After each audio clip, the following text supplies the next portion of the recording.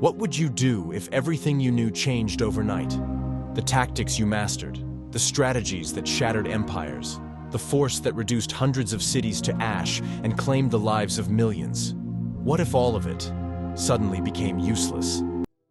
In 1285, the Mongol Empire stood as the largest and most powerful empire the world had ever seen.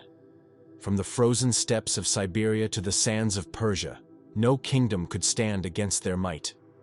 They conquered not just through numbers, but with brilliant tactics and unmatched ferocity. Entire nations fell in weeks. To the rest of the world, the Mongols were unstoppable. But what would you do if your invincible strategies suddenly failed? The Mongols turned their gaze to a tiny kingdom, a sliver of land called D Viet in modern-day Vietnam, a place they believed would fall as easily as all the rest. They came with overwhelming force, expecting swift and total domination. Yet what they found in D Viet was not submission, but resistance. The Mongols launched their invasion, confident in their strategies. They brought their famed horse archers, their fearsome siege weapons, their unparalleled discipline. They had crushed armies 10 times the size of D Viet's forces. And yet, for all their power, they found themselves trapped. Mired in jungles they couldn't conquer, ambushed in rivers they couldn't control, and fighting an enemy who refused to fight on their terms. What would you do if your tactics turned against you? The Tran dynasty, led by the brilliant general Tran Hung Dao, transformed the very landscape into a weapon. They lured the Mongols into narrow passes and flooded plains, cut off their supply lines, and used guerrilla tactics to strike swiftly and vanish without a trace. What the Mongols had once used to dominate the world, discipline, speed, and brute force, became their greatest weaknesses. Narrow mountain passes became death traps. Flooded plains swallowed invaders whole. And in the rivers, hidden stakes ripped apart the Mongols' seemingly unstoppable fleet. Every move the Mongols made was countered by a strategy they had never encountered before. This wasn't just a battle of armies. It was a battle of wits, of resilience, of a small kingdom's will to survive against an empire that believed it was invincible. 3 times the Mongols invaded, 3 times they failed. The greatest empire on earth was humbled, not by a massive army or superior technology, but by the ingenuity of a tiny kingdom that refused to kneel. How did D Viet do it? What happened in those jungles and rivers that turned the tide of history? This is the story of the second and third Mongol invasions of Vietnam, a tale of courage, strategy, and the limits of power. When the mighty fall, the world remembers. What would you do if everything you knew no longer worked? Let's begin. In 1258, the Mongol Empire, at the height of its power, turned its gaze toward D Viet, modern-day Vietnam. Commanded by Uriang Khadai, the Mongol forces expected swift conquest. Instead, they encountered fierce resistance from the Tran dynasty, which led to a humiliating defeat. This unexpected setback forced Uriang Khadai to retreat to Mongolia, regrouping with the empire's supreme leaders, the great Khan Mungke and his brother Kublai. Together, they devised an alternative strategy for their campaign against the southern Song dynasty. The court of D Viet, under the wise leadership of King Tran Thai Tong, foresaw the storm on the horizon. The Mongol conquest of the southern Song was not a question of if, but a when. Having already subdued vast territories across Asia, the Mongols stood poised to dominate the entire region when they crushed the southern Song. Faced with this imminent threat, D Viet, despite its victory, sought a path of diplomacy to safeguard its sovereignty. Kublai Khan conferred upon King Tran Thai Tong the title of King of Annam as a vassal state. Alongside this symbolic gesture, he granted precious gifts, 3 pieces of Western brocade and 6 of golden silk. This gesture represented both a political gesture and a material display of Mongol wealth. When the envoys of D Viet visited the Mongol court, they constantly faced the arrogant demands of the Mongols, leveraging their overwhelming military power. To maintain peace, D Viet continued to send numerous delegations to Mongolia, presenting a facade of submission while cleverly avoiding direct acknowledgement of Mongol dominance. When King Tran Than Tong ascended to the throne, Uriang Khadai sent the envoy Nur-ud-Din with a demand that the king personally travel to the Mongol court. However, the D Viet court cleverly responded by citing the king's illness, thus tactfully declining the request. Nur-ud-Din was assigned to the Mongol administration in subjugated regions. His role was entirely symbolic, without any subordinates or real authority. His mission was limited to surveillance, governance, and intelligence gathering about the kingdom. The D Viet court managed to win him over, reducing his influence to that of a mere messenger, without any real impact on the sovereignty of D Viet. By 1279, the Song dynasty had completely collapsed, and Kublai Khan declared the formation of the Yuan dynasty, with its capital at Dadu, modern-day Beijing. The vast Mongol Empire now bordered D Viet, which was increasingly exposed to the growing power of the Yuan. With this direct proximity to an expanding Mongol Empire, tensions between D Viet and the Yuan began to escalate. The breaking point came when the Yuan sent an envoy to reprimand D Viet for failing to inform them of the coronation of the new king. At this time, King Tran Thai Tong had passed away, and his son, Tran Than Tong, handed the throne to his successor, the young Tran Nan Tong. To Kublai Khan, D Viet was a vassal state, and as the ruler of a mighty empire, he believed the right to appoint kings in smaller states lay with him, the Son of Heaven. The Yuan sent a stern warning to D Viet, threatening military action if the kingdom did not immediately submit. The fall of the Song had left a profound impact on the D Viet court, leading to significant diplomatic concessions. However, above all, the D Viet court remained steadfast in its commitment to national sovereignty, refusing to bow to Yuan demands. They began to prepare for any eventuality, determined to defend their autonomy at all costs. In 1281, D Viet sent a delegation to accompany a Mongol envoy to explain why they could not send a tribute mission. In response, Kublai Khan immediately appointed a Vietnamese envoy as King of Annam, while promoting another to the position of minister. He also established a puppet court and a colonial administration in the southern region, with an army of 1,000 soldiers dispatched to escort the new king back to replace the D Viet government. King Tran Nan Tong swiftly acted. He sent his forces to intercept the Mongol troops at the border, decisively defeating them and killing the Mongol envoy. The traitors who had accepted Mongol positions were executed and conscripted as soldiers. This bold defiance infuriated Kublai Khan. Determined to bring D Viet under Mongol rule, he began formulating plans for a military invasion. However, as preparations unfolded, Kublai realized that attacking D Viet directly would be a difficult and costly endeavor. The Vietnamese military was quite strong, and the morale of the Tran dynasty was high. Instead, the weaker state of Champa to the south, with its limited military power, became a more feasible target, offering a potential stepping stone for Mongol expansion into D Viet. In the same way that D Viet resisted Mongol demands for tribute and direct submission, the kingdom of Champa, too, faced repeated Mongol emissaries requesting tribute. However, like D Viet, the king of Champa refused to visit the Mongol court, instead offering tribute in exchange for peace. This defiance set the stage for inevitable conflict, and this occasion is a ripe time to exert force on those who resisted. By the end of 1282, the Yuan forces led by Sogatu, numbering around 100,000 troops and 1,000 ships, including a specialized rebel suppression force, set sail from Guangzhou. They advanced directly southward, targeting the Champa kingdom. By the early January 1283, the Yuan forces reached the Bini region, now known as Queen Hon, Vietnam. The Champa defenders faced a daunting challenge. With their traditional military forces overwhelmed by the Yuan's well-coordinated attacks, they abandoned the hope of counteroffensives and shifted to defensive strategies. Under mounting pressure, the Champa army retreated into the dense mountainous forests, adopting guerrilla tactics to resist their adversary.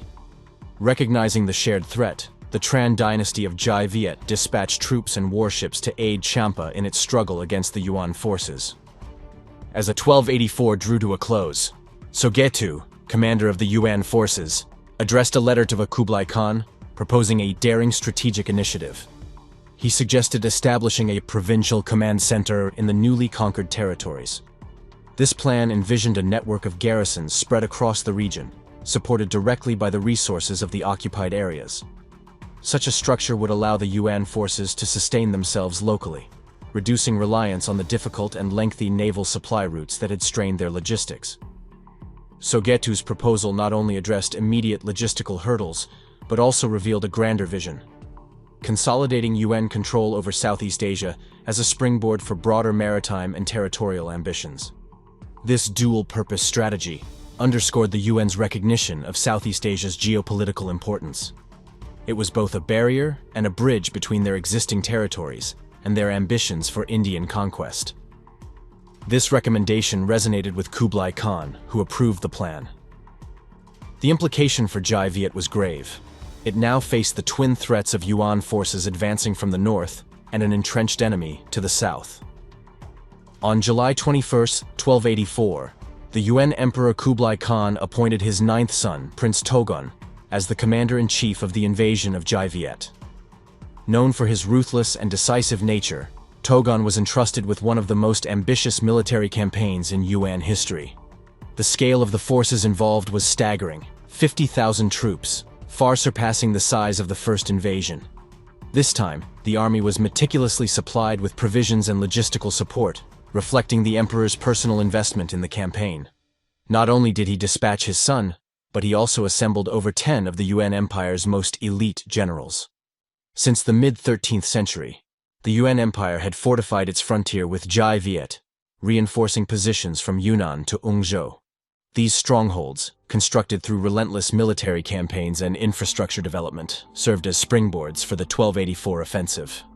The Yuan forces devised an intricate plan for conquest. Togon ordered urgent commands to General Tono, rallying his troops for a swift attack. The strategy revolved around a three-pronged assault, with armies advancing simultaneously from Yunnan, Ungzhou, and Champa. This coordinated offensive aimed to crush D Viet in one decisive blow, paving the way for further expansion into Southeast Asia. Yet, the Tran dynasty was no passive observer. The alarm was first raised by a military governor, who observed the Yuan forces massing near the border. In response, King Tran Nhan Tong convened a crucial council in November 1282, where he and his commanders devised a series of strategic plans to protect the country. They prioritized preventing the Mongols from advancing through any route into D Viet and planned the mobilization of resources, troops, and fortifications across key locations. In 1283, King Tran Nhan Tong ordered a large-scale military drill, marking the beginning of preparations for the impending Mongol invasion. He appointed Tran Quoc Tuan, also known as Great Lord Hung Dao, to the prestigious position of Grand General, entrusting him with full command of the military. To rally the spirit of the soldiers, Great Lord Hung Dao composed a famous proclamation urging his commanders and soldiers to unite for the defense of their homeland. The words of this document resonated deeply with the troops, inspiring many to carve the words "Sat That," kill the Mongols, into their arms as a symbol of their unwavering resolve. By the end of 1284, defensive preparations were well underway. The strategic locations along the borders, particularly in the northwest, were fortified with soldiers. This is for creating layers of resistance against the Yuan forces advancing from Yunnan. Other troops set up ambushes at Qilang, Langson nowadays, taking advantage of the natural terrain to engage the enemy. His forces positioned themselves along treacherous landscapes, aiming to wear down the Mongol invaders with each step they took onto the Tran Kingdom's borders. The goal was simple: attrition. Great Lord Hung Dao established his command center at Noi Bang, modern-day Bakjiang province. Surrounding this stronghold were several satellite defensive positions, designed to offer mutual support and facilitate swift retreats or advances. These interconnected posts ensured that the enemy could not make any significant progress without facing relentless counterattacks. Meanwhile, naval forces prepared to support defensive strongholds, ensuring flexibility in both attack and retreat. King Tran himself led a powerful fleet at Thung Long, symbolizing his direct involvement in the kingdom's survival and ready to respond to the fluctuating demands of the battlefield. These tactical movements ensured that no matter where the Mongols pressed, the Tran forces would always have a responsive force ready to meet the challenge. Alongside military preparations, the Tran dynasty made extensive logistical arrangements. Supply caches were strategically positioned across the land, ensuring that the forces would never be short of resources during prolonged engagements. Under the guidance of local leaders, villagers organized their own militias and contributed foodstuffs and other supplies, creating a robust civilian military network of support. that was crucial to the defense. To rally the nation's spirit, retired King Tran Thanh Tong hosted the legendary Dien Hong Conference. Elder statesmen from across the land unanimously shouted a single word: fight. Their resounding declaration echoed through the land, uniting the populace under one goal. However, how does a smaller force withstand the might of the Mongol Empire, especially when the Mongols had suffered humiliation in their prior defeat and returned with unparalleled ferocity, their efforts fueled by the sting of disgrace and a desire for absolute vengeance? This question hung heavily over D Viet as the first skirmishes erupted along its borders in late January 1285. The border battles were fierce, but D Viet's outnumbered defenders were forced to retreat, falling back into the forests and mountains or regrouping at rear positions to avoid being encircled. It was clear from the outset that this was no ordinary invasion. On February 2, 1285, Togon divided his forces into 6 columns, each advancing along a different axis. This strategy exploited the Mongols' numerical superiority and stretched D Viet's defenses thin. Great Lord Tran Hung Dao faced the daunting task of countering multiple attacks with his comparatively smaller forces. Even so, the overwhelming strength of the Mongol army pushed D Viet to its limits. Kublai Khan had learned a painful lesson from earlier failures in 1258, when D Viet was underestimated as a small, easily subdued kingdom. This time, the Mongol forces were larger, better prepared, and fueled by an intent to leave no room for error. Faced with overwhelming pressure, Great Lord Hung Jiao ordered his troops to divide into smaller units and conduct a tactical withdrawal. Their destination was the Luk Nam River, where boats awaited to ferry them to the strategic stronghold of Van Kiep in modern Haiduang. However, the plan did not unfold as smoothly as envisioned. The battle at Noi Bang raged fiercely, delaying many D Viet troops from reaching the riverbank in time. While most of the boats successfully departed, a significant contingent of D Viet forces, including Tran Hung Jiao himself, was left stranded on the battlefield. The chaos fragmented communication among the retreating forces, each group retreating in isolation. To compound the crisis, the Mongols captured many D Viet boats, which were far superior to their own modified ships for navigating the region's intricate river networks. This acquisition threatened to tilt the balance of power on the waterways in the Mongols' favor. Stranded and surrounded, Tran Hung Jiao contemplated retreating via the mountainous terrain to evade capture. Yet, amidst the uncertainty, a glimmer of loyalty shone brightly. A group of D Viet soldiers had remained steadfast, risking their lives waiting with boats, determined to ensure their leader's escape. This act of devotion enabled Tran Hung Jiao to successfully flee, escape the Mongols' grasp in the nick of time, preserving his leadership for the battles ahead. The Mongols, despite their ferocity, failed to pursue effectively, allowing the D Viet forces to regroup at Van Kiep. Though scattered and disorganized, most of the soldiers managed to find their way to the stronghold at Van Kiep, where they regrouped under the main force. The news of the setback reached King Tran Han Tong in Thung Long, prompting him to set out by small boat to meet Tran Hung Jiao at Van Kiep. As he arrived, he asked, "The invaders are here to seize our land and spill blood across our fields. Their strength is undeniable. Should we surrender to save the people's lives?" Great Lord Tran Hung Jiao's response: "Your Majesty's words are those of a compassionate ruler, but what of the ancestral shrines and the nation's future? I implore you, execute me before surrendering to the enemy. As long as my head remains, our kingdom shall endure." With unwavering conviction, he assured the king that he had devised a strategy to repel the invaders. Reassured by his commander's unwavering determination, King Tran returned to Thung Long to prepare the navy as reinforcements for the campaign. Tran Hung Jiao immediately rebuilt his forces. Recruitment efforts in nearby provinces brought a surge of soldiers, while reinforcements from northeastern D Viet added to the army's strength. Despite the influx of new, inexperienced troops, the sight of such a formidable gathering reinvigorated the morale of D Viet's troops.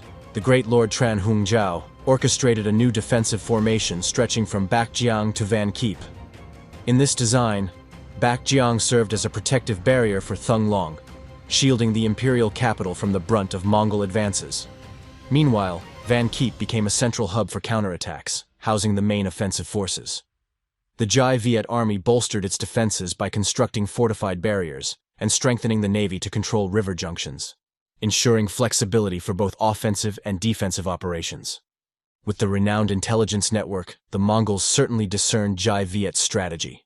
Realizing the risk of being caught in a pincer movement between the main forces at Van Kiep and the Imperial Navy at Thung, they adapted their approach. The invaders resolved to attack Van Kiep directly, aiming to neutralize its threat before launching a flanking maneuver against Thung. With meticulous preparation, Togon divided his army of approximately 500,000 into two waves. Omar spearheaded the offensive, leading 300,000 troops in a multi-pronged attack on Van Kiep. Meanwhile, Togon held back the remaining forces as reserves, prepared to reinforce or exploit breakthroughs. The initial phase opened with a fierce assault by Omar's navy, targeting D Viet's defensive lines guarded by 1,000 soldiers stationed along the river. Simultaneously, Mongol infantry and cavalry advanced along the riverbanks, launching a synchronized offensive. Despite the intensity of the Mongol onslaught, D Viet's forces, leveraging a formidable fleet and seasoned naval troops, mounted a strong defense. The Mongols suffered heavy casualties in repeated attempts to breach the defenses. On land, they held the advantage due to their fearsome reputation of superior cavalry. D Viet's carefully constructed fortifications and strategic planning allowed them to withstand the onslaught. But the tides on the river remained in D Viet's favor. While Mongol forces dominated on land, their naval strength paled in comparison, creating a dynamic and evenly matched battlefield.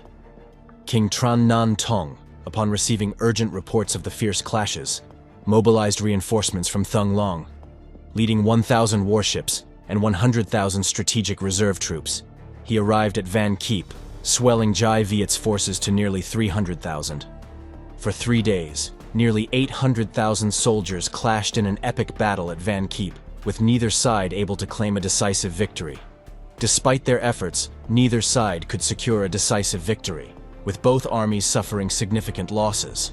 By February 14, 1285, recognizing that their forces were at a disadvantage, Great Lord Hung Jiao and King Tran Nan Tong made the critical command to retreat. Using their control over major rivers, D Viet forces executed a swift withdrawal along the Zhuang River, heading toward Thung. However, the retreat came at a cost.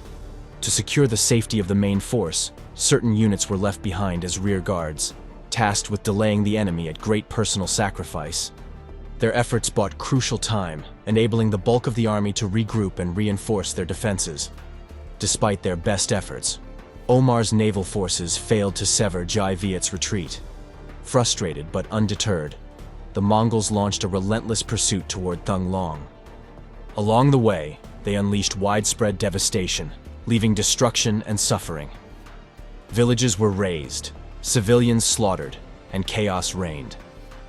Captured D Viet soldiers, identified by the tattooed words Sat That, dead to the Mongols, were executed en masse in fits of rage.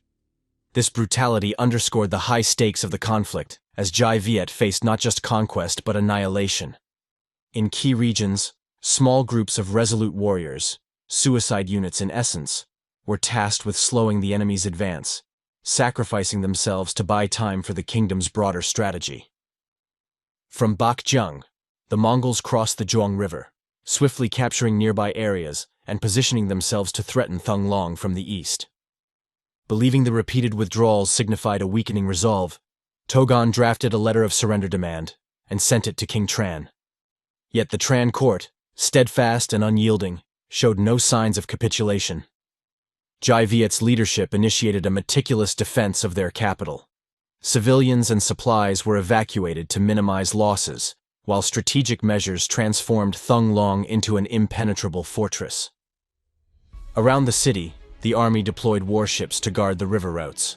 Along the banks, bamboo and wooden barricades were erected, reinforced with trebuchets placed strategically behind these barriers. Outside the city walls, trenches and fortified ramparts provided an additional layer of protection. The pivotal defensive position was established at Zhongbo-Jiao, where D Viet's core army faced the Mongols across the Red River. By February 18, 1285, Togon personally directed their troops, ensuring strict discipline within their ranks. Wave after wave of Mongol infantry advanced under relentless fire from D Viet's stone-throwing machines and crossbows stationed on the southern riverbank and aboard warships. Despite suffering heavy casualties, the Mongol troops persisted, constructing pontoon bridges under the hail of arrows to cross the river. Upon reaching the southern bank, the invaders encountered a second line of defense, wooden barricades reinforced by D Viet's archers. The bloody confrontation continued, with Mongol siege forces eventually breaking through the wooden barriers and advancing toward the walls of Thung. Their determination, coupled with superior numbers, brought them dangerously close to breaching the city's final defenses. But little did he know, the course of the campaign was about to take a turn that would test the very resolve of his forces. As the Mongol Empire's second invasion of D Viet rages on, the outcome is far from decided. What will become of Togun's mission? Will the tide shift in favor of the Mongols, or will the resilience of the D Viet forces rise again? The story is far from over. Make sure to subscribe and turn on notifications so you won't miss the gripping conclusion of this extraordinary historical clash. The second Mongol invasion of D Viet had reached a critical juncture. For months, the Mongol forces had carved a brutal path through the kingdom, smashing through layer after layer of defenses and leaving a trail of devastation. At last, their forces stood before the gates of Thung, the heart of the kingdom. Their tactics posed a threat to the city's last remaining defenses, and they were ready to strike the decisive blow. By this point, the Mongols had refined warfare into an art form. They were conquerors of continents, their strategies forged in the crucible of countless battles across diverse terrains. But D Viet presented a new kind of challenge. Here, they faced an adversary that embodied adaptability and resilience, wielding not just weapons, but the land itself as a strategic tool. The dense forests concealed ambushes, the rivers turned into labyrinths, and the unity of the D Viet people gave their resistance an unbreakable spirit. The city now stood on the edge of destruction. Could Tran Hung Jiao, the brilliant D Viet commander, outwit the unstoppable Mongol war machine? It was a battle for survival, for the soul of D Viet, and for the legacy of its people. Would Tran Hung Jiao's genius craft another miracle? Or would D Viet be added to the long list of Mongol conquests? Understanding the gravity of the situation, King Tran Nan Tong and the retired King Tran Than Tong had already orchestrated a calculated retreat. They anticipated the Mongols' intent to sever their southern escape route and made a decisive move to evacuate the court and military leadership. This retreat was carried out in secrecy, allowing the D Viet leadership and the bulk of their forces to withdraw toward Thien Truong, modern-day Namjin, unscathed. As Togon entrenched his forces before the gates of Thung, confident in his siege tactics, he remained unaware of the withdrawal of D Viet's leadership and military. The battle for the capital had already reached its conclusion before his troops breached the city. Skilled in siege warfare, their tactics proved clearly effective against the less fortified defenses of D Viet compared to other kingdoms. Thung fell in less than a day, a testament to the Mongols' expertise. D Viet's warships were forced to retreat southward under pressure, with some abandoning their vessels to seek refuge on land. On February 19, 1285, Mongol forces marched into Thung, but only to find a deserted city. Every trace of the Tran court, the army, and even the population had vanished, along with the city's supplies and treasures. The prize they sought, provisions, wealth, and captives, was absent. Not a single grain of rice nor any civilian remained for the invaders to plunder. The strategic evacuation orchestrated by the Tran dynasty turned the Mongol victory into a hollow achievement, frustrating the invaders. Desperate to secure a more tangible success, Togon dispatched forces to pursue the retreating D Viet army. Even as the Mongols celebrated their apparent victory with a grand feast within the desolate city, the mood in the Mongol camp was far from celebratory. He abandoned the hollow shell of Thung, establishing a new encampment outside the city walls to await news from his vanguard. Meanwhile, the Western Front in the northwest was equally tense. Tran Hat Duat, leading D Viet's forces, faced Nasr al-Din's 10,000-strong Yuan army, advancing from Yunnan. Their mission was to split D Viet's forces, preventing them from fully opposing Togon's main army. At Quihoa, local leaders harassed the Yuan army with guerrilla tactics, delaying their progress and weakening their supply lines. Despite this, Nasr al-Din pushed forward, eventually clashing with Tran Hat-Duat's forces at Thu Vat. Outnumbered, Tran Hat-Duat ordered a strategic retreat, moving his troops via river and land to avoid Yuan ambushes. By February 1285, he regrouped at Tam Jai after learning Thung Long had fallen. Nasr al-Din reached Togon with just 1,000 men. Nevertheless, D Viet's campaign had drained resources and upset the Yuan's plan, turning the northwest into a costly and ineffective front for the Yuan. Though the capital had fallen, the destruction of one arm of the Yuan's three-pronged assault allowed the Tran dynasty to refocus its efforts on countering new threats. From the north, the army of Togon surged forward, while to the south, Yuan forces pressed upward with relentless aggression. The situation demanded extraordinary resolve and strategic brilliance from D Viet's leaders to secure victory. From the borders to the lowlands, Togon placed great emphasis on his naval forces as the vanguard of his campaign. After seizing Thung Long, his fleet pursued the retreating Tran leadership with tireless precision. These warships, supported by elite cavalry, formed a striking force of tens of thousands, the finest units Togon commanded. Meanwhile, Togon maintained a substantial reserve force in Thung Long, under the seasoned General Arik Kaya. Often regarded as the true strategist behind the invasion, Arik Kaya meticulously planned every move, acting as Togon's trusted advisor. In a desperate effort to delay the Yuan pursuit, the Tran court dispatched Princess Antu to Togon as a peace offering. Her selfless act bought precious time for D Viet's forces to reorganize, as even brief delays in the Yuan's pursuit carried significant strategic implications.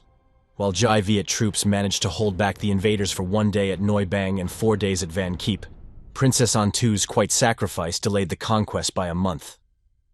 As the Yuan forces advanced, D Viet established defensive positions along the waterways stretching from Thung Long to Thien Truong.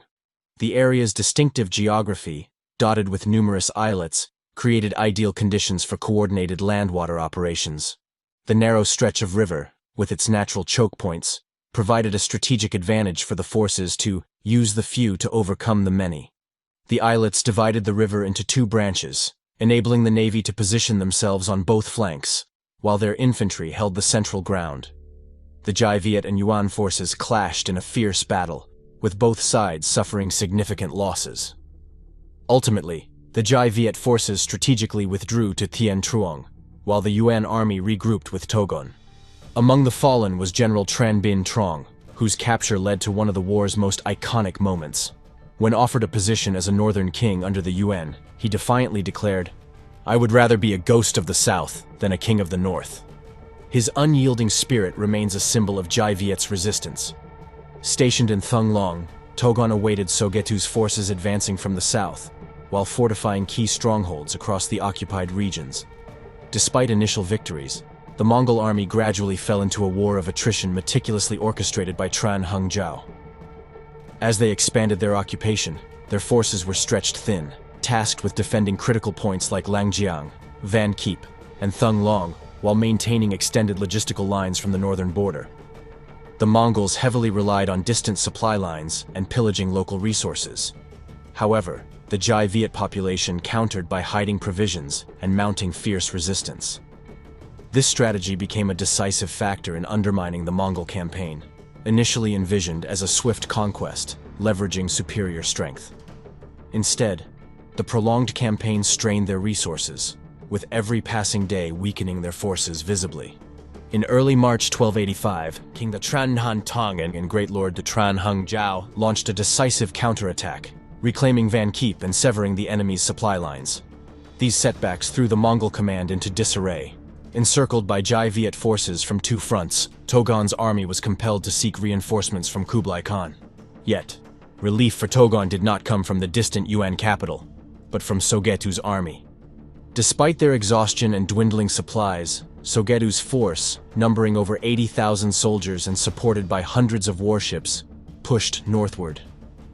The Tran dynasty anticipated this southern threat, preparing numerous defensive positions to exhaust Sogetu's forces. However, these measures proved insufficient. Sogetu's army advanced steadily into Nikayan. Emperor Tran ordered Tran Nhat Duat to intercept the invaders and later dispatched Tran Quang Kaid to lead the southern defenses. Recognizing the risk of being caught in a pincer movement, the Tran leadership treated this southern invasion with the utmost gravity. Compounding the situation was the defection of local rebel groups to Sogetu. These groups, familiar with the terrain, guided the Mongol forces to exploit weaknesses in D Viet's defenses and supplied them with much-needed provisions. This nullified many of the D Viet's strategic advantages, forcing them into a reactive posture. On March 9, 1285, Sogetu's forces attacked D Viet troops in Thanh Hoa. Despite outnumbering the enemy with 100,000 troops, the D Viet army was caught off guard and suffered a devastating defeat. Adhering to their principle of preserving their core strength, the D Viet forces retreated swiftly. Sogetu capitalized on the victory, advancing northward to join Togon, recruiting additional troops, primarily former Song Chinese citizens in D Viet, and bolstering his army's size considerably. With the pressure in the north easing, Togon seized the opportunity to strike. Noticing the fractured state of D Viet forces around Tien Truong, he launched an offensive. Togon's army, previously scattered between Thung Long and Tien Truong, began consolidating their strength. The two armies clashed repeatedly during their maneuvers, but the pivotal battle unfolded at Thien Mac. Here, Togon's reinvigorated forces delivered a crushing blow to the D Viet army, driven by a surge of morale and the desire to avenge earlier humiliations. The Mongol troops fought with renewed fervor, venting their frustrations and restoring their commander's battered pride. As the Tran army withdrew to the Tien Truong to avoid catastrophic losses, General Tran Hungjiao quickly abandoned his position at Van Kiep to come to the king's aid. Togon, sensing his chance, resolved not to let King Tran slip away again. With unwavering determination, Togon committed all his forces to a singular objective: capture or kill the Tran ruler and bring an end to this costly and prolonged chase. The urgency of the situation weighed heavily on Tran court. The Mongol forces advanced relentlessly, their might as unstoppable as a storm. The Tran fleet lay in tatters, morale was faltering, and fear gripped the hearts of the soldiers. With the odds stacked against them, a daring plan was needed to ensure survival and evade the enemy's tightening grip. How could they escape quickly and vanish without a trace, all while the enemy closed in with furious speed? For Tran Hungjiao, the answer was simple yet audacious: flee to the open sea. By heading toward the Jiaohai estuary in Namjin and leaving no trace of their movements, Togon and his forces would be left guessing. With no clear trail, Togon would face endless possibilities about D Viet's next steps. This uncertainty would force him to scatter his forces in pursuit, fragmenting their overwhelming strength. Tran Hungjiao executed this plan to perfection. Once safely beyond the estuary, the Tran fleet sailed toward what is now Quang Ninh. As anticipated, Togon divided his forces, launching exhaustive searches along Vietnam's coastline and even into southern China, desperate to find the Tran king. To buy even more time, the Tran forces deployed a decoy strategy. They even sent out the king's vessel to lure the Mongols into chasing a phantom target. This diversion sowed further confusion and granted D Viet the breathing room needed to regroup and strategize. Meanwhile, the noble families and high-ranking officials in Tien Truong, fearing for their lives, defected to the Mongols, offering loyalty in exchange for safety and favor. Buoyed by these defections, Togon grew more determined than ever to hunt down the elusive Tran court. But something was amiss. Despite his relentless pursuit, Togon was faced with a bewildering game of shadows. Reports of the Tran king's location shifted constantly. An army of thousands seemed to disappear and reappear like phantoms. Behind the confusion lay a deliberate strategy. The D Viet king and his retinue had quietly relocated to Thanh Hoa. By alternating between land routes and waterways, they erased their trail with precision, vanishing into the dense geography of D Viet. Meanwhile, the Yuan forces chased after rumors. Exhaustion gripped the soldiers as they marched day and night, sustained only by fragmented leads. Yet, they never caught even a glimpse of their prey. Togon's forces were running on fumes, physically drained and mentally fractured by the chase. As the pursuit dragged on, Togon's army faced a logistical nightmare. Supplies dwindled alarmingly as they remained stranded in Thien Truong, far from their primary supply lines. In a desperate bid to salvage his campaign, Togun dispatched troops to scavenge food along the route to Thung Long. He himself returned to the city, clinging to the faint hope that the Tran king would stumble into his grasp. Once again, D Viet had demonstrated its mastery of asymmetric warfare. By leveraging the terrain, swift mobility, and deliberate misinformation, the Tran court not only eluded capture, but also drained Togun's forces of morale and resources. News of the Tran king's location in Than Hoa finally reached Sogetu. Seizing the opportunity, Togun immediately dispatched 60 warships from Truong Yen, accompanied by 1,300 naval troops, to join forces with Sogetu. Their mission was clear: crush the elusive Tran court and eliminate this persistent thorn in the Yuan side. Victory seemed within reach. What Togun failed to account for, however, was the crushing fatigue of his troops. After endless marching, relentless skirmishes, and scant provisions, both his troops and Sogetu's forces were pushed to the brink. Than Hoa itself offered little relief. Its barren lands yielded little more than a meager catch from the sea. Days of inconclusive fighting only deepened their fatigue. Frustrated and increasingly weakened, Togun's troops decided to withdraw. Their immediate priority shifted from crushing D Viet to simply finding fertile regions where they could replenish their dwindling provisions. But relief was nowhere to be found. The Tran dynasty's steadfast implementation of a scorched earth strategy left nothing of value for the invaders. For an entire month, Togun's army endured hunger, disease, and relentless harassment. Local guerrilla forces, emerging from the mountains, struck with precision and ferocity, inflicting devastating losses. Mongol troops, already weakened, faced wave after wave of ambushes, unable to find respite or resources. The situation became dire. Stripped of food and morale, and harried by resilient D Viet forces, Togun's campaign devolved into chaos. Their troops suffered humiliating losses as the unyielding people of D Viet turned every corner of their homeland into a battlefield. By late May, D Viet's forces had recovered their strength, ready to deliver a decisive blow to the Yuan. Well fed and rested, their spirits soared as they set their sights on reclaiming the imperial capital Thung Long and expelling the invaders once and for all. The plan was cutting off the sprawling enemy's communication lines along the Red River, isolating Sogetu and Togun, and retaking key positions around the region. To succeed, D Viet's troops needed to march swiftly and strike decisively, employing the very tactics of lightning warfare that the Mongols had once mastered. In a masterstroke of psychological warfare, D Viet disguised their forces in Song military armors. For them, the sight of their old enemies, who they thought defeated for good, was like facing ghosts that rose from the dead to haunt them. Whether interpreted as the ghosts of their conquests or remnants of a resurgent Song resistance, the sight struck fear deep into the hearts of the Mongol soldiers. The D Viet army moved with remarkable speed and coordination, overwhelming the Yuan positions one by one. Each victory came swiftly, leaving them no time to regroup or alert nearby units. This rapid succession of defeats left the invaders increasingly disoriented, their defensive lines in utter disarray. With communications severed and leadership paralyzed, the defensive network fell apart. Their morale crumbled, and many fled in panic, while others were annihilated in chaotic skirmishes. The D Viet forces pressed their advantage, capitalizing on their opponent's physical and psychological vulnerabilities. In the heat of D Viet's resistance, Tran Quang Kai launched a plan to strike at the heart of the Yuan control. Using riverboats, his forces surged up the Red River, targeting the stronghold at Chuangduong. Meanwhile, he secretly dispatched a group to set an ambush along the road between Thung Long and Chuangduong.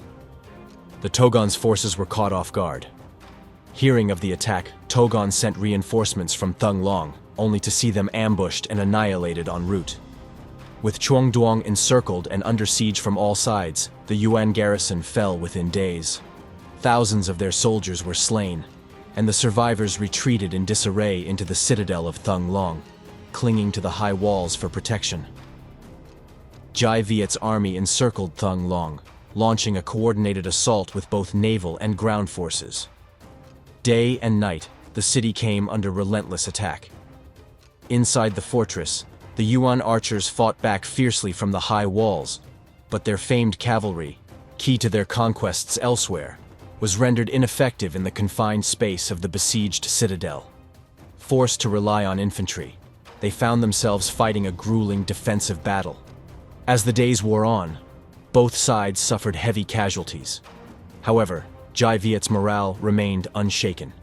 Wave after wave of soldiers charged the walls, determined to reclaim their capital. On the other hand, the Yuan were trapped in a desperate situation. Supplies dwindled, ammunition ran low, and exhaustion set in. Realizing the hopelessness of their position, Togon convened his generals and made the difficult choice to retreat, aiming to preserve his remaining forces. But D Viet's leaders were ready. With the entire country turned into a vast trap, Tran Quang Kai ensured that no strategic withdrawal would succeed. As Togon's forces broke out in a frantic escape northward, they suffered devastating losses under D Viet's relentless pursuit. Despite escaping the encirclement, the retreat was costly, leaving the Yuan army in tatters. Tran Quang Kai then led his troops to retake Thung Long, celebrating their hard-won victory with a grand feast. Determined to eliminate any lingering threats, he ordered his cavalry to pursue Togon's fleeing forces, ensuring that D Viet's triumph was complete and decisive. Following their triumph at Thung Long, Tran Hungjiao's forces secured Van Kiep, a critical strategic point, and deployed an additional 20,000 troops to execute a pincer attack on Togon's retreating army. Togon's army, now in full retreat, was relentlessly pursued by D Viet across diverse terrains. Whether through drowning in swollen rivers or falling to merciless ambushes, the Yuan soldiers faced death at every turn. Togon himself became the focus of desperate efforts by his troops, who sacrificed themselves to shield their commander as he fled toward the safety of the Yuan territory. Even after crossing the border into Yuan dynasty lands, Togon was not spared humiliation. D Viet archers rained arrows on the retreating general, forcing him to hide in a copper tube carried by his soldiers. This vivid image of defeat encapsulated the utter failure of the invasion and served as a stark warning against future incursions. For D Viet, this campaign was about more than repelling an invasion. It was an act of retribution for 6 months of devastation wrought upon their homeland. Tran Hungjiao's forces pursued deep into their territory, inflicting maximum losses. Only near the heart of the Yuan Empire did D Viet finally withdraw, their vengeance complete. The remnants of the once mighty Yuan army scrambled to escape the wrath of D Viet. Sogatu met a grim end in his final futile attempts to strike back, while Omar narrowly escaped with his life. By the conclusion of the 1285 campaign, the Yuan's invasion, boasting an initial force of 500,000, had totally crumbled. Tens of thousands lay dead, including many of Kublai Khan's most capable generals. The scale of the disaster enraged Kublai Khan, who refused to let this humiliation stand. Even before the year 1285 ended, the Yuan court began devising plans for a third invasion of D Viet, determined to restore their shattered pride and avenge their defeat. The second Mongol-Yuan invasion of D Viet left an indelible mark on history. It showcased the resilience, ingenuity, and tactical brilliance of D Viet's leadership and forces. Their victory not only safeguarded their sovereignty, but also delivered a powerful message to the world. Even the mightiest empire could falter before the unyielding determination of a people fighting for their homeland.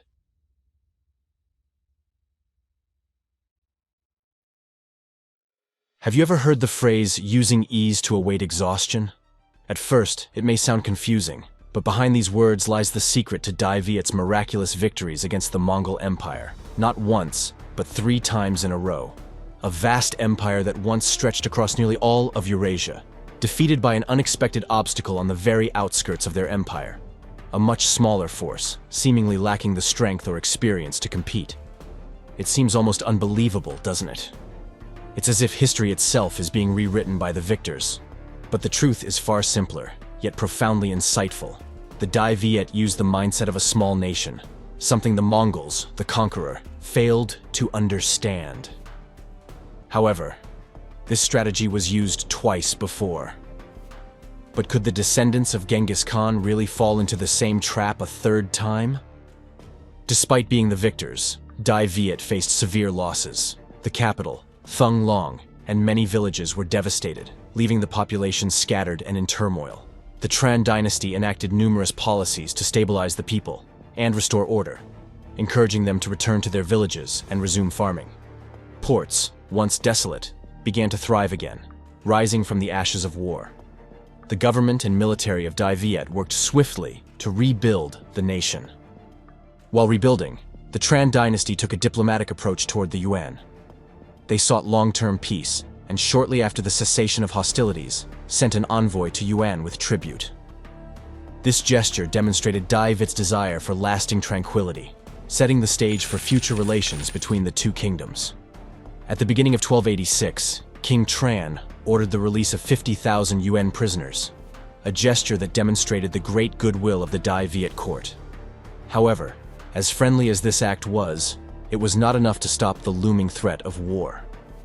The Yuan Empire's ambitions and hatred were too great to be quelled by diplomatic gestures. Their demands were clear. They wanted to install a puppet king and establish colonial rule over D Viet, a demand that the D Viet court had to firmly reject. Meanwhile, constant reports from spies confirmed that the Yuan Empire was intensifying its military preparations in the southern regions. King Tran Tong, sensing the impending danger, called for a meeting with the Great Lord of Hung Dao. He asked if the Yuan forces were preparing to invade again.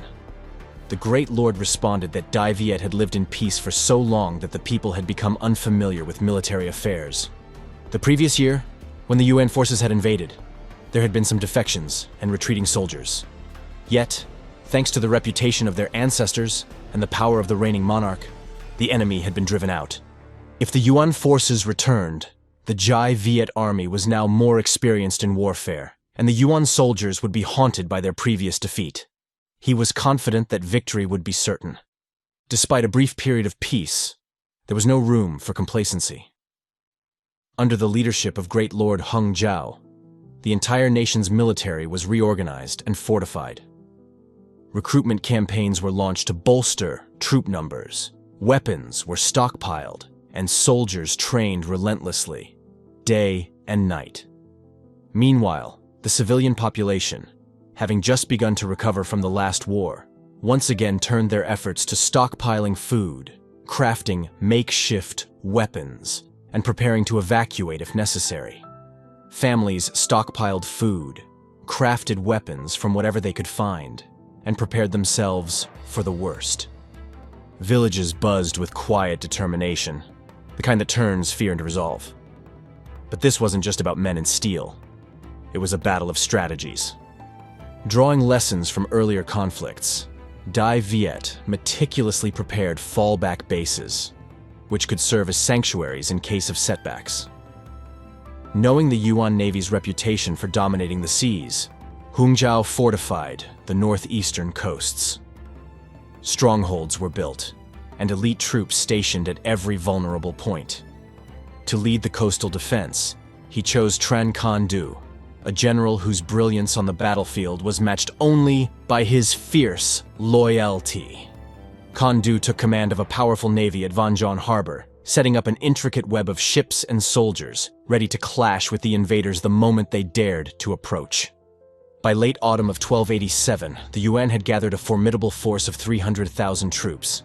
This massive army included a diverse array of soldiers, former Southern Song troops, Mongol cavalry, Jurchen warriors from Jin, forces from Yunnan and Dali, conscripts from Hainan Island, and recruits from Guangxi. Combined with veteran soldiers from previous invasions, this coalition represented a serious challenge to D Viet. As the Yuan prepared for yet another campaign against D Viet, they placed their trust in a familiar face, Togun, the seasoned commander who had seen these lands before. Alongside him were other battle-hardened generals, veterans of past skirmishes in D Viet. This time, the Yuan forces were divided into three powerful contingents. Togun led the main army, massing in Guangxi. Meanwhile, a secondary force was stationed in Yunnan, poised to coordinate from the west. Finally, the Yuan Navy assembled at Kamchao, ready to sail across the sea and strike D Viet's coastal defenses. Learning from their previous defeat, the Yuan Navy came better prepared. They brought 2 massive fleets, including supply ships carrying an astounding 700,000 chiai of grain. An enormous logistical improvement designed to reduce their reliance on difficult and manpower-intensive overland supply lines. If you're wondering how much that is in today's terms, 1 che equals about 330 pounds. Can you picture it now? That's over 230 million pounds of grain. Staggering, isn't it? The sheer scale of this operation only leaves us in awe of the planning and resources poured into this campaign. Their combat fleet boasted over 600 warships manned by tens of thousands of elite marines, some of the finest sailors and fighters the Yuan Empire could muster. To further bolster their efforts, Omar, another trusted Yuan commander, was tasked with a critical mission: to secure and protect the vital supply fleet. His role was twofold: ensuring the safe passage of provisions while also countering D Viet's feared naval forces. The Yuan knew that controlling the waterways would be essential for their campaign's success, and Omar's fleet would play a pivotal role in challenging D Viet's dominance at sea. But the Yuan didn't rely solely on brute force. They sought to exploit internal divisions within D Viet. In their ranks stood a shadowy cohort of traders, nobles, and former princes of the Tran dynasty who had defected to the Yuan, lured by promises of survival and power. These collaborators were propped up as a puppet regime by Kublai Khan, intended to sow discord among the D Viet people and weaken their resolve. For these turncoats, the gamble was clear: trade their royal lineage for the chance to retain wealth and influence under Yuan rule. On October 11th, 1287, Togun and the Yuan Mongol army set out, a juggernaut rolling south toward D Viet. By December 25th, they had reached the border, where the D Viet frontier forces clashed briefly with the Yuan vanguard before withdrawing. Togun executed a classic maneuver, splitting his army into 2 divisions, one marching southward, the other advancing eastward. At first glance, the Mongols seemed unstoppable, swiftly taking control of these frontier outposts. But this time, D Viet was playing a different game. Learning from past encounters, they no longer stationed heavy defenses at the border. Instead, their strategy hinged on drawing the invaders deeper into their rugged northern terrain. The southern column Yuan troops, advancing quickly, found themselves in unfamiliar territory. By the time they reached Bach Dang, they were met with fierce resistance. The elite troops of D Viet had been lying in wait, their ambush meticulously prepared. Coordinated land and naval forces launched a devastating assault, raining down arrows, many tipped with poison, on the invaders. The Mongols, from the generals to the rank and file, were thrown into disarray. They were no strangers to archery, but D Viet's deadly precision and poisonous arsenal left them stunned and suffering heavy losses. Terrified, they retreated to regroup. Meanwhile, Togun's eastern column made swifter progress, marching steadily toward Van Kiep, a critical strategic location nestled near the confluence of rivers and mountains. Within just 4 days, they reached the area, only to find themselves staring at another formidable D Viet defensive line. The D Viet forces had entrenched themselves with their backs to the river, and their flanks protected by the surrounding mountains, creating a nearly impregnable position. Togun, scarred by the memories of past defeats, knew better than to recklessly push toward Thung Long, D Viet's capital. Instead, he shifted his focus to Van Kiep, recognizing it as the key to controlling crucial routes, including the maritime zones. Holding Van Kiep would not only limit the maneuverability of D Viet's naval forces, but also provide a solid base for further operations. The last time he had overcommitted to a southern push, Great Lord Hung Dao had struck from behind, cutting off the Mongols' retreat and forcing Togun to scramble for reinforcements. Now, with the strategic significance of Van Kiep clear, the stage was set for a high-stakes standoff. But if Togun had grown wiser, so did Great Lord Hung Dao. The D Viet strategy had shifted dramatically. Gone were the rigid, large-scale defensive lines of old. Instead, Hung Dao adopted a flexible approach, always ready to retreat and regroup. His troops were poised to move at a moment's notice, their warships ready for a quick escape if needed. And yet, appearances can deceive. Hung Dao arrayed his forces in such a way that it seemed like he was prepared for a massive showdown, forcing Togun to pause and wait for reinforcements before committing to a full-scale attack. What he was waiting for was the arrival of Omar's naval forces, which would come through the Bach Dang River. On December 20th, the Yuan fleet set sail from Qinzhou, cutting through the waters and heading toward the coast of D Viet. 3 days later, they reached the seas near Van Ninh, modern Mong Kai, where D Viet forces had set an ambush, attempting to block their advance. Outnumbered and outgunned, the D Viet forces couldn't hold them back for long. Rather than engaging in a futile direct defense, the D Viet navy waited patiently, targeting the Yuan's rearguard.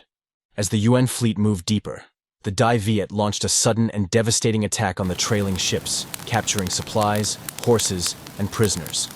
By the time the Yuan forces reached the waters of Van Don, they met the main D Viet fleet. Here, a fierce battle unfolded. Despite their best efforts, the D Viet forces suffered heavy losses and were eventually forced to retreat.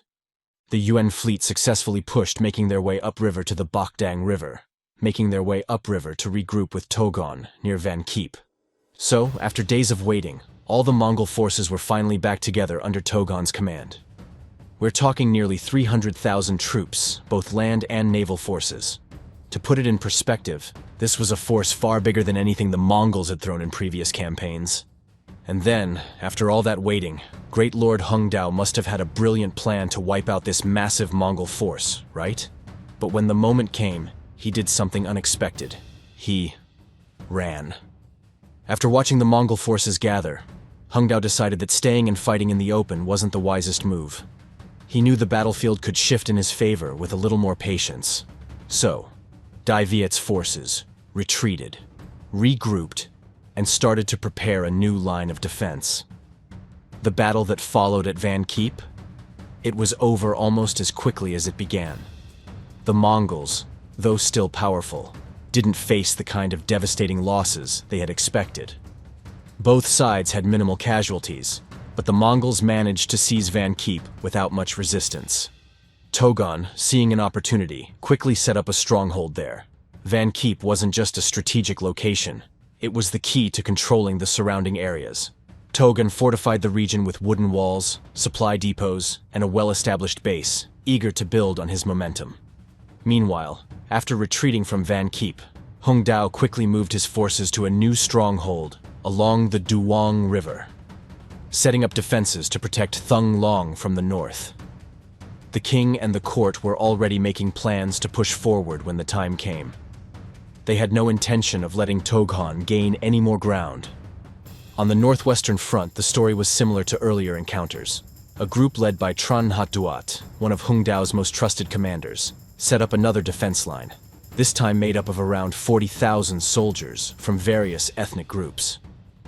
The Mongols had already begun pushing into D Viet from Yunan in December 1287, but their advance wasn't smooth.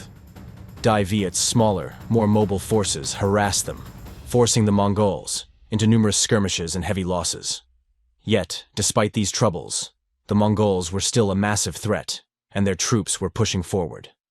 The civilian militia of D Viet, though skilled in guerrilla tactics, were ultimately unable to stop the Mongols' relentless march. On December 11th, 1287, the Mongol forces finally reached Bach Hak and clashed with Tran Hat Duat's troops. Both sides had roughly the same number of soldiers, but the Mongols were far more seasoned and battle-hardened.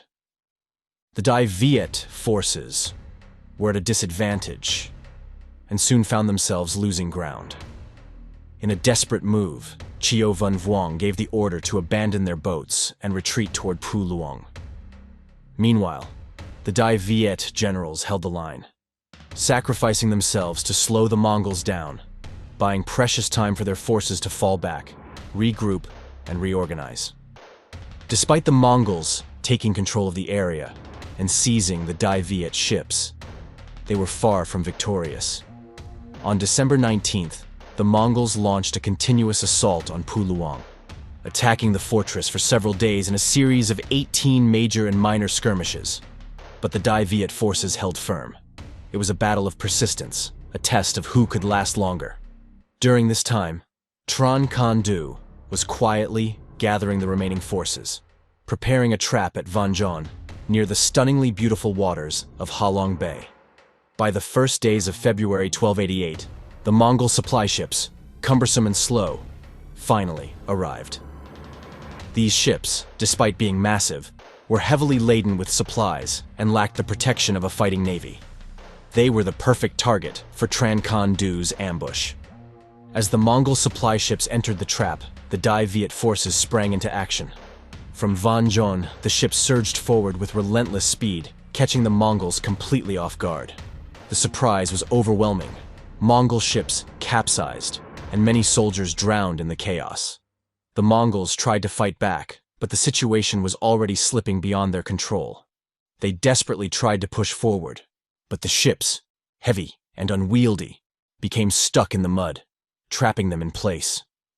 In a last-ditch attempt to save their forces, the Mongols began throwing their supplies overboard, hoping to lighten the load enough to escape. But it was already too late. The D Viet forces, united in their determination, closed in on the Mongol fleet, cutting off any possibility of retreat. Almost the entire Mongol fleet was destroyed or captured. The D Viet forces pulled off one of the most decisive blows in their resistance against the mighty Yuan army.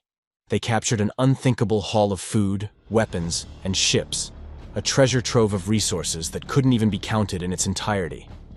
This single victory wasn't just about the material gain. It shattered the Yuan's logistical backbone and threw their entire invasion into disarray.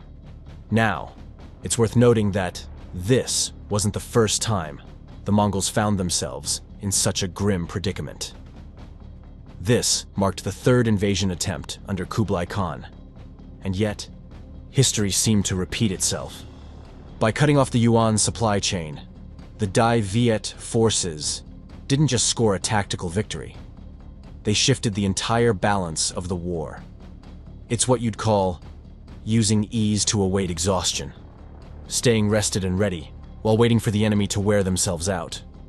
The Tran military knew they couldn't match the Yuan army at full strength, well-fed, and freshly supplied. So instead, they struck at what truly mattered most: their lifeline. After all, no matter how fierce or disciplined, soldiers are still human. Without food, no one has the strength to wield a sword, let alone fight a battle. Hunger strips away everything: morale, energy, and even the will to keep moving forward. The D Viet commanders understood this universal truth. Rather than confront the Yuan head-on, they went straight for what kept the invading force alive. In this scenario, the war would have turned into a waiting game. Stranded in unfamiliar terrain, the Yuan army might have soon found themselves contending not just with the D Viet's calculated tactics, but also with the unforgiving reality of dwindling provisions. As time dragged on, their strength would fade, their numbers dwindle, and the relentless tropical climate would take its toll. Losses from hunger and illness could easily have exceeded those from combat. The D Viet forces, meanwhile, stood firm, conserving their energy and preparing for the right moment to strike. It wasn't just about outlasting the enemy, it was about understanding their limits. And just like that, what seemed like an unstoppable invasion began unraveling, one missed meal at a time. The supply chain of the Yuan forces had been utterly destroyed, though Togon hadn't realized it yet. For now, he assumed the delay was due to logistical setbacks. To sustain his army, he ordered Omar to raid and pillage the occupied territories for provisions. Meanwhile, Togon pressed forward with both land and naval forces, advancing toward Thung Long in a methodical and relentless march. By January 21st, 1288, the Yuan forces launched a coordinated assault on the forward defenses along the Zhuang River. D Viet's great lord Tran Hung Dao, ever the master strategist, commanded his troops to engage in a tactical retreat, skirmishing to delay the invaders while withdrawing.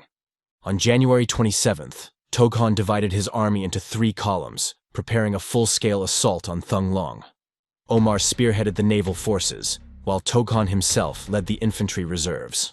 The Yuan's organization was impeccable, their march disciplined and imposing.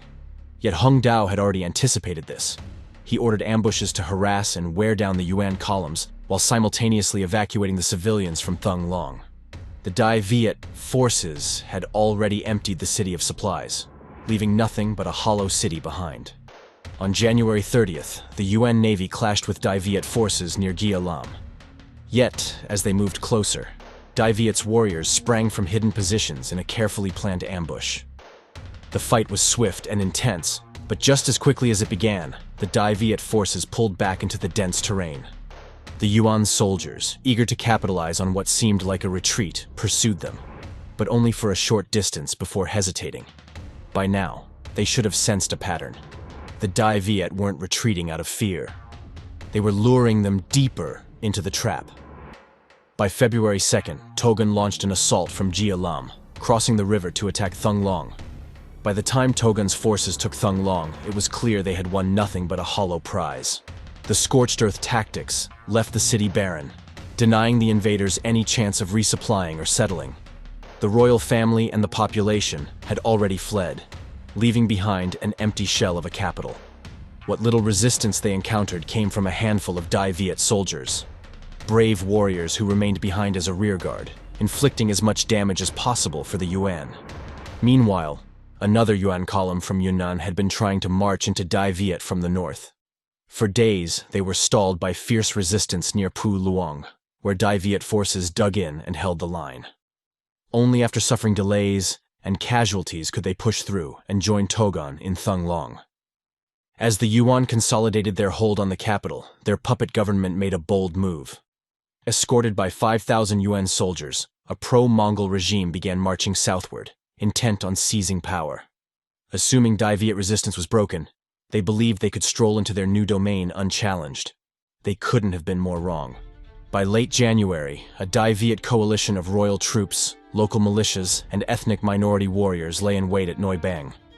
On February 1st, 1288, as the invaders entered the area, the ambush was sprung. The fighting was fierce and decisive. Nearly the entire enemy force was wiped out.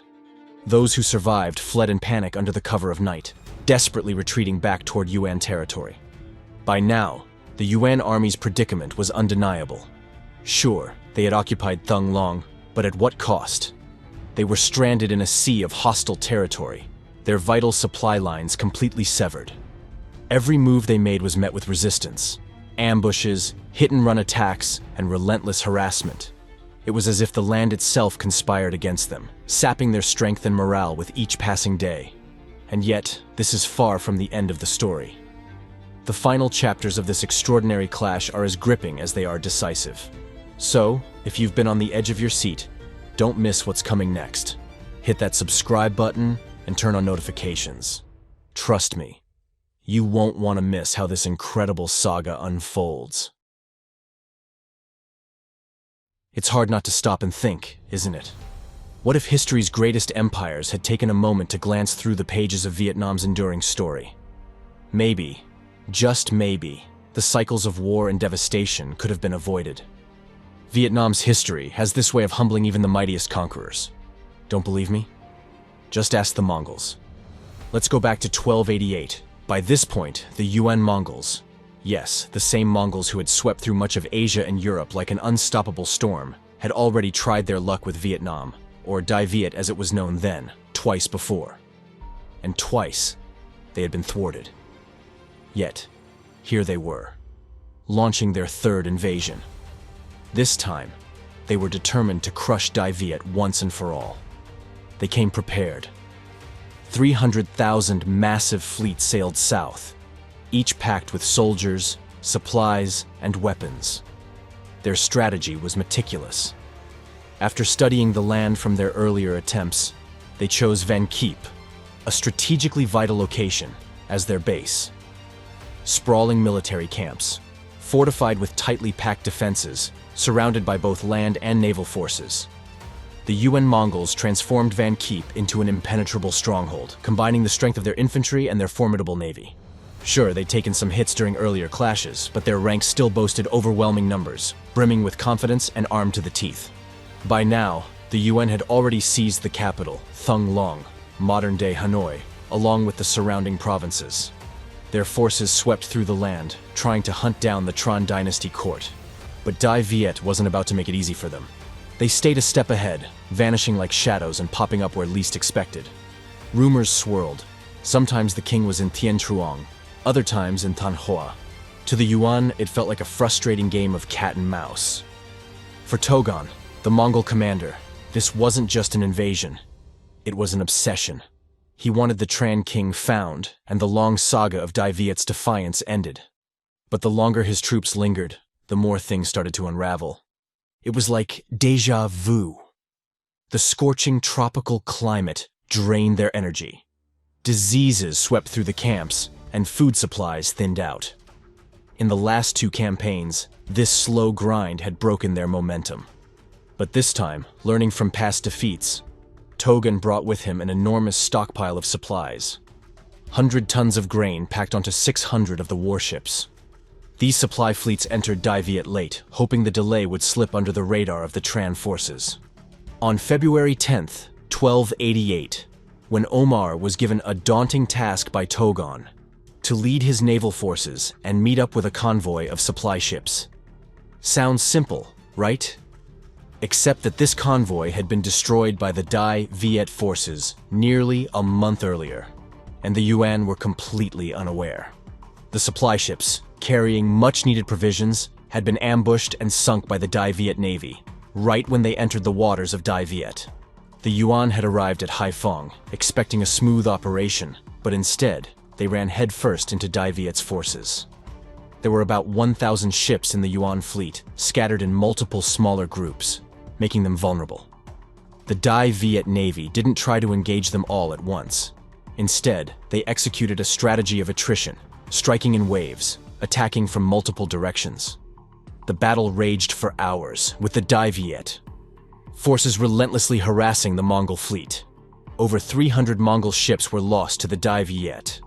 Despite the losses, Omar's fleet was still large enough to hold its ground, and he continued to maneuver his forces, trying to push back. Omar realized that he was getting nowhere fast. The battle was costly, and the D Viet forces knew when to retreat to avoid unnecessary casualties. As waves of attacks came, the Yuan pushed on, though not without significant losses. After weeks of trying, Omar finally made it to the Quang Ninh area, a key point in today's northern Vietnam, where he set up camp and awaited the rest of the supply convoy. This is when the D Viet made a clever move. They secretly released some prisoners, allowing them to escape and return to report to Togon about the disaster the Mongol fleet had faced. When Togon received the news, his entire army was shaken. The Mongol forces were now on the defensive, trying to retreat back to Van Kiep, the fortress they had built earlier. But the journey wasn't easy. Along the way, the Togon's force were hammered by independent D Viet forces in over 30 separate engagements. The land from Thung Long to Van Kiep wasn't that far, but the fighting had been so intense that it was clear. The Yuan no longer controlled this territory. The D Viet were pushing them back, reclaiming the land with every passing day. As Omar and his fleet waited for nearly a month in Quang Ninh, hope began to fade. By late March 1288, with no sign of the supply convoy, Omar was desperate. He decided to take his ships through the Bach Dang River and head back to Van Kiep to meet with Togon. With no food on the horizon, Omar and his men began raiding villages along the way, taking whatever they could find. After much effort, Omar managed to secure around 40,000 measures of rice, a meager supply to keep his forces from starvation. But even with these setbacks, the D Viet forces knew they couldn't just storm the heavily fortified Mongol positions head-on. It would be a bloodbath. Instead, each night, stealthy death squads would slip into Mongol camps, attacking supply depots, burning their resources, and leaving them scrambling in the darkness. There were no reserves left, no backup plan, and the food the Mongols had relied on was gone. Togon was furious. Frustration gnawed at him as his plans unraveled. He paced, nearly losing his composure in front of his men, who were just as helpless. There was no way to replenish his forces, no way to escape the tightening grip of the D Viet. His army was crumbling under the constant pressure. The only choice left for him was to retreat. It was a humiliating decision, but one that saved his life and whatever remained of his army. Great Lord Hung Dao, however, wasn't about to let the Mongols slip away unscathed. His strategy was clear and deadly. Wait until the Mongols were retreating, and then strike. It was a calculated move. When the enemy was retreating, they were already vulnerable. Mentally drained, physically exhausted, and strategically compromised. The D Viet would hit them at their most fragile moment, on their way out. This would be the final blow. The D Viet were no strangers to naval warfare. With over 1,000 ships at their command, they controlled the waterways, giving them a distinct advantage. The king of the Tran dynasty and the court had joined forces in the north, rallying the troops and boosting the morale of the D Viet forces. The entire war effort had now been fully coordinated, with every soldier, from peasants to generals, prepared for the final push. Togon's decision to divide his forces seemed like the most sensible option under the circumstances. His infantry would retrace along the familiar path they had taken to invade, while Omar led the naval forces down the Bach Dang River. To bolster the fleet's chances, Togon assigned a cavalry contingent to escort them along the riverbanks. On paper, this seemed like a viable plan. In practice, however, it was a logistical nightmare. The cavalry escort struggled to keep pace with the naval fleet, as rugged terrain and destroyed infrastructure made land travel nearly impossible. At Zhongtrieu, modern Quang Ning, the Mongol cavalry encountered a significant obstacle: a destroyed bridge that prevented them from continuing their journey alongside the fleet. Realizing the D Viet likely lay in wait on the other side, the Mongols sought an alternate route. They coerced local elders into guiding them back toward Van Kiep in the hopes of regrouping with Togon's infantry. This decision left Omar's naval forces completely exposed. Without their cavalry escort, the fleet moved at a snail's pace, leaving it vulnerable to the relentless attacks the D Viet were sure to unleash. At this time, Great Lord Hung Dao is gathering his forces at the mouth of the Bach Dang River, preparing for a showdown with the Mongol fleet. It's a strategic location. The enemy's naval army can't avoid crossing it on their way home from Van Kiep. Hung Dao's plan is bold. His goal is to wipe out the two Mongol forces, both the naval and land troops, leaving no room for them to escape. But here's the challenge. His army doesn't have the manpower to fight these two forces simultaneously. If he focuses on the land forces, the Mongol fleet might slip away. And fighting the land forces? That's where the Mongols are strongest. Their land troops are a massive force, hundreds of thousands of soldiers, untouched by the wear and tear of war on Viet soil. So, Hung Dao makes a crucial decision. Instead of throwing all his strength into the land forces, he focuses on one thing: the Mongol fleet. For the Viet, warfare on water is second nature. They know every river bend, every stream, and every island along their coast.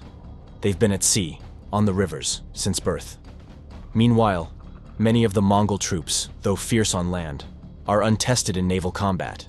Hung Dao knew that defeating the Mongol navy would not only be a crucial victory on its own, but it would also demoralize the land troops, making them an easier target later on. The Bach Dang River itself is a natural marvel, a place where 5 streams converge, their waters rushing to the sea through 3 smaller tributaries. It's not a long stretch, barely 5 kilometers, but it's the perfect battleground. Here, the river widens and deepens, a trait that changes dramatically with the tides. At high tide, the river swells to over 1,200 meters across, a deceptive expanse that looks like smooth sailing for any fleet. But when the tide ebbs, the river reveals its true nature, narrowing to expose treacherous depths, some plunging as far as 16 meters. This is where Hung Dao's genius comes into play. He orders sharp, sturdy stakes, crafted from massive limb trees, to be driven deep into the riverbed. Each was carefully measured, with diameters ranging from 20 to 30 centimeters, and length stretching over 2 meters, some even approaching 3. Each stake spaced between 90 centimeters and 1.2 meters apart, forming an underwater barrier reinforced by horizontal beams. These aren't just random poles, but carefully positioned traps, hidden beneath the water when the tide is high. The stakes stretch across the entrances of the Shan, Ken, and Root tributaries, creating a deadly obstacle course. Their purpose? To stop enemy ships dead in their tracks, force them into tighter channels, and guide them straight into the jaws of D Viet's ambush. And what an ambush it is. The stakes serve a dual purpose: They not only block escape routes, but also cripple the enemy's ships when the tide recedes. As the water drains away, these stakes rise like menacing teeth, ready to tear through the hulls of any unsuspecting vessels. The natural topography of the region provided both cover and mobility. Troops and boats could gather in secret, hidden by the towering mountains and thick forests. From these concealed positions, they could launch swift, coordinated strikes. The geography not only concealed the ambush, but also allowed D Viet's forces to maneuver with ease, striking and retreating as needed. But before you give all the credit to the great Lord Hung Dao's brilliance, let's pause for a moment. His genius wasn't just in strategy, it was in his ability to learn from the past. Over 300 years earlier, on this very stretch of the Bach Dang River, D Viet's ancestors had already set a remarkable precedent. In 938, they annihilated the invading southern Han forces using a similar tactic. Here's how it played out during his time. The enemy was on the run, retreating from Kiep toward the Bach Dang River. But this wasn't a hasty escape. Togon's forces were still dangerous, guarded by a powerful cavalry escort. Along the escape route from Kiep to Bach Dang, he positioned a combined force of D Viet's army and local militias, each with a crucial mission. First, they were tasked with breaking up the Mongol cavalry, isolating Togon's ships from their protection. The idea was simple but effective. Deny the enemy their eyes and ears, and they'd be flying blind. By keeping the retreating fleet unaware of the ambush awaiting them along the riverbanks, Hung Dao ensured his plans remained a well-guarded secret. And so, with precision and patience, D Viet's forces harried the retreating enemy, never fully engaging, only pressuring and steering them toward the trap. The timing of this operation was everything. Hung Dao's troops needed to ensure the Mongols reached the ambush site precisely as the tide began to recede. Only then would the stakes hidden beneath the river's surface rise, turning the calm waters into a graveyard for enemy ships. It was the 9th of April, 1288, and the mighty Yuan Mongol fleet, fresh from their relentless campaign, was making its way down the Bach Dang River. The tide was high, and the sea was calm, which was exactly what Great Lord Hung Dao had been waiting for. The D Viet fleet went out in full force, rowing toward the Yuan. Eager and confident, the Yuan took the bait. Thinking the D Viet forces were retreating, they pushed their entire fleet into the river, chasing down what they thought was an easy target. But as they moved deeper into the river, the tide was already starting to shift. As if on cue, just as Great Lord Hung Dao had predicted, the water began to recede, pulling the Yuan ships into a deadly trap. They hadn't realized it yet, but they were already entering the heart of the ambush. The D Viet fleet, still pretending to retreat, then suddenly turned on a dime. From the flanks, ships surged forward, surrounding the Omar forces on all sides. Then, as if from nowhere, the Yuan found themselves entangled in a field of sharp wooden stakes, hidden just beneath the surface. They were now helpless as their ships smashed into the spikes, breaking apart and sinking one by one. The river, which had been so peaceful just moments ago, erupted in chaos. The Viet forces launched their counterattack. Some ships charged head-on into the Yuan lines, while others flanked and attacked from the sides. And if that wasn't enough, at just the right moment, boats loaded with fire-starting materials were launched into the water, sending waves of flames into the heart of the Yuan fleet. An entire stretch of the Bach Dang River lit up in a blaze of fire, as the invader ships were consumed by flames, their wooden hulls crackling and snapping in the heat. But even then, the Yuan Mongols weren't done yet. They tried to regroup and pushed their forces up to the Trangken Mountains, hoping the higher ground would give them an advantage. But just as they thought they had found some safety, another hidden force from D Viet, waiting in the mountains, was ready. As the Yuan troops made their stand, the D Viet ambush struck hard, pushing them down into the river. Nestled within the river is Kok Rocky Coast, a natural barrier made up of 5 jagged stone outcrops. These stones block nearly 3/4 of the river's width, turning the flow into a series of narrow, treacherous channels. This natural defense became a silent ally, stopping the ships in their tracks. The river's winding path, combined with the rocks jutting from the water, forced the Yuan into narrow passages where they couldn't maneuver, making them vulnerable. As the Yuan ships struggled to find a way through the river's winding paths, D Viet's forces closed in. The escape route to Nam Trieu, the only hope of retreat, was blocked. The Yuan had no choice but to face the relentless force of D Viet's naval might, or perish in the jaws of the Bach Dang River. One by one, their ships were pierced, sinking like dominoes, falling one after the other. The battle reached its peak. With the air thick with smoke and the water stained with blood, Great Lord Hung Dao, along with King Tran Nan Tong and former King Tran Than Tong, led the final charge. Their fleet, the mightiest of the D Viet, was ready to strike. The king's presence, leading the charge, was like a spark that set the entire army ablaze with energy. Every sword strike, every arrow shot, was a nail in the coffin for the invaders. The elite guards, those who usually protected the royal family, now had the chance to fight freely, and they poured their fury onto the invaders. Every oar stroke, every sail, every weapon was a part of this overwhelming tide. Meanwhile, the Yuan Mongol forces were crumbling. The very sight of the royal fleet charging in sent waves of panic through their ranks. It was as if the ground was falling away beneath them. They tried to fight back, but the tide had already turned. The D Viet closed in like a wave crashing over rocks, relentless and unstoppable. The battle surged forward with the roar of battle cries, the clash of steel, and the shrieks of the dying. Blood soaked the river, staining it a deep crimson as the Yuan found themselves surrounded on all sides. By the end of the battle, it was clear the Yuan Mongol army had been completely, utterly defeated. Their once proud fleet, about 600 strong, was either destroyed or captured. Nearly 400 ships were taken by the D Viet, and the remaining 200 were sunk beneath the waves, their wreckage sinking into the depths of the river. The Yuan Mongol soldiers, around 60,000 strong, were either dead or captured. Not a single one escaped. On land, a blend of royal soldiers and local militias pursued the Togon team relentlessly. Thousands of them cut across the land and set up ambushes, blocking every escape route. The Yuan forces were forced into battle after battle just to break free.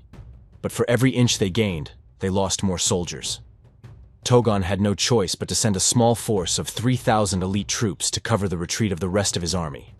But just as it seemed like the Yuan Mongols were on the brink of being completely wiped out, a change in command came from the highest authority.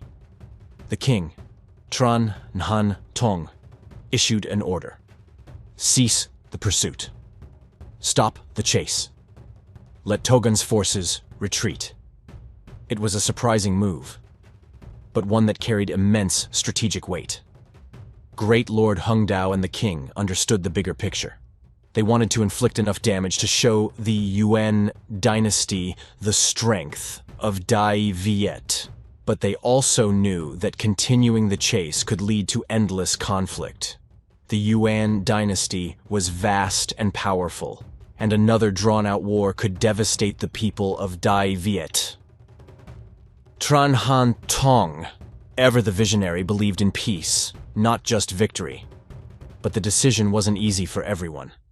The D Viet soldiers, burning with the rage of past invasions, wanted to see their enemy crushed entirely. They couldn't stomach the idea of sparing Togon after everything they had suffered. Driven by anger and a thirst for vengeance, the commanders ignored the king's order and continued to press the retreating Yuan. They used the terrain to their advantage, high mountains and thick forests, setting traps, raining poisoned arrows, and ambushing the Yuan at every turn. The Yuan soldiers, already beaten down, fell in droves, their bodies piling up along the roads. It was a brutal sight. And then, after what must have felt like an eternity, Togon and what remained of his army stumbled back to their homeland, broken and bloodied. It was February 19th, 1288. The invasion that had started with thousands of fierce soldiers now ended with a mere handful limping home, their morale shattered, their spirit crushed. The third Mongol invasion of D Viet, a campaign that had seemed unstoppable at the start, had come to a brutal and humiliating end.